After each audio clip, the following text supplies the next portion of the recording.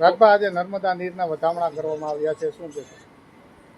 નર્મદે સર્વદે આ હંમેશા આપણે આપણા શાસ્ત્રોમાં સાંભળતા આવ્યા છીએ. તેના ભાગરૂપે આપણા યશસ્વી પ્રધાનમંત્રી નરેન્દ્રભાઈ મોદીએ જે દૂરંદ્રષ્ટિથી એક સ્વપ્ન જોયેલું કે ગુજરાતની જનતામાં ગોંડલથી લઈને ગુજરાતના ઘરના આંગણા સુધી નર્મદાનું નીર પહોંચે, તેના ભાગરૂપે છેલ્લા 9 વર્ષથી ગોંડલના સન્માનની ધારાસભ્ય ગીતાબા અને પૂર્વ ધારાસભ્ય જયરાજસિંહ જાડેજાના અથાગ પ્રયાસોથી આ નર્મદાનું નીર આ વર્ષે પણ બીજી વખત જ્યારે પાણીની કટોકટી હોય, વરસાદનું થોડું ખેંચાવાનું હોય, આવા સંજોગોની અંદર ફરીથી નર્મદાના નીરના આજે અમે વધામણા કર્યા છે.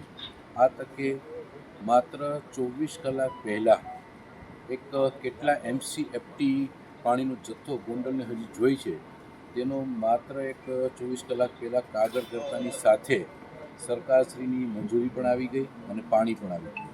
આ ગોંડલ માટે એક ગૌરવની ખુશીનું એક ક્ષણ કહેવાય.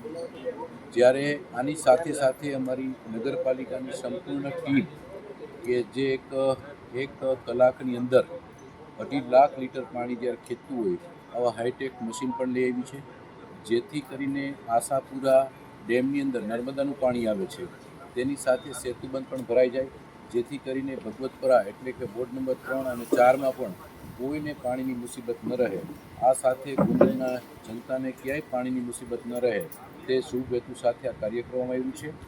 આ સાથે ગોંડલની જનતાને પણ અમારી નમ્ર અપીલ છે કે પાણી છે એ માત્ર નગરપાલિકાની માલિકી નહીં, પરંતુ આ એક કુદરતની અમૂલ્ય ભેટ છે.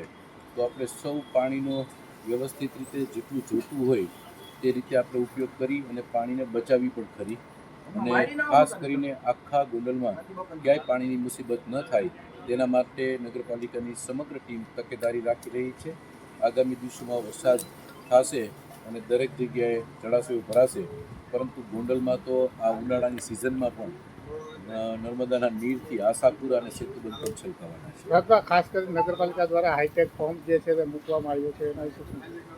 હાઈટેક પંપ જે મૂકવામાં આવ્યો છે એ ખાસ કરીને ભગવતપરા વિસ્તાર એટલે કે 3 નંબર વોર્ડ અને 4 નંબર વોર્ડ માટે મૂકવામાં આવ્યો છે. કારણ કે સેતુબંધનું જે પાણી છે એ પાણી લોકોને મળતું હોય છે ભગવતપરા વિસ્તારમાં. ત્યારે આશાપુરા ડેમમાંથી 1 કલાકમાં 2.5 લાખ લીટર પાણી ખેંચી અને સેતુબંધમાં નાખવામાં આવે છે અને સેતુબંધનું પાણી છે એ હવેથી ગોંડલની જે ભગવતપરાની જનતા છે તેમને મળશે. આગામી કેટલા દિવસોમાં આશાપુરા ડેમને સેતુબંધ ડેમ ભરવામાં આવશે? અંદાજે એકાદા અઠવાડિયાનો સમયગાળો લાગતો હોય છે, કારણ કે જે રીતે 2600 ડાયામીટરની લાઇનથી જે રીતે પાણી આવે છે એનો પ્રવાહ એટલો બધો જબરજસ્ત હોય છે કે હું માનું છું કે વધીને અઠવાડિયાની અંદર સેતુબંધ અને આશાપુરા ડેમ છલોછલ ભરાઈ જશે.